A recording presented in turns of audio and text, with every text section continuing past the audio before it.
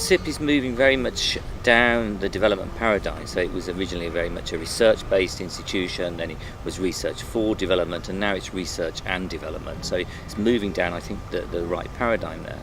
So we're looking at producing crops, potatoes and sweet potatoes, that have a real valid use on the ground. So for example, looking at orange sweet flesh potato, which is very, very high in vitamin A, beta carotene, micronutrients.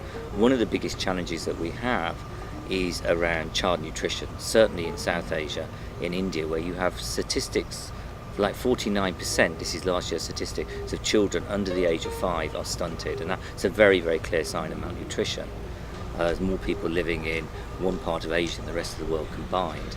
So feeding the future and feeding a very burgeoning population control is far from meeting its optimum in terms of our current food needs. So there are two challenges. There's reaching the food demand of a huge population, and there's the food demand of meeting very, very poor, isolated communities. So we're looking at a pro-poor market approach, which would include small-scale farmers, and we're targeting female farmers where we can, and bringing them into the value chain.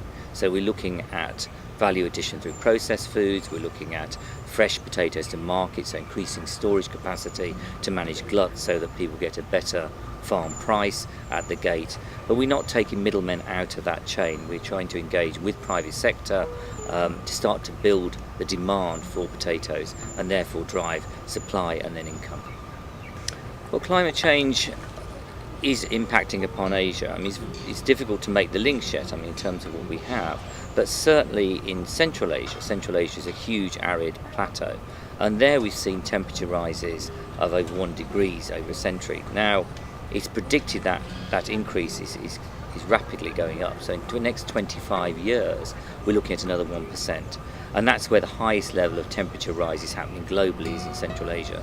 Now that 1% is going to really impact on water-hungry crops such as rice and wheat, which absorbs huge amount of water. So looking at the potato, one, it is actually more resource friendly in terms of water usage, but also it is much more drought tolerant. I mean, the potato, of course, lives underground, so we're looking at rice and wheat crops being impacted quite severely in a 1% temperature rise.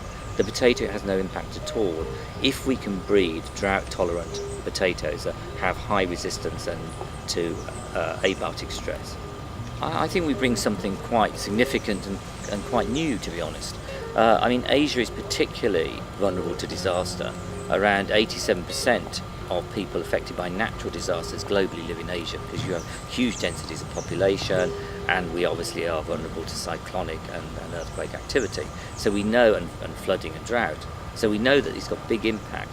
Where I think root and tuber crops can really help is where, for example, we've had 2 large cyclones that have just hit Asia, one in Odisha in East India and the other one in the Philippines.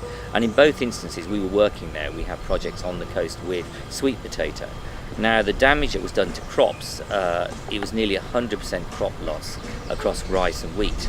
After cyclonic activity, they're flattened and you can't recover that crop. Potatoes, because they're underground, were actually safe.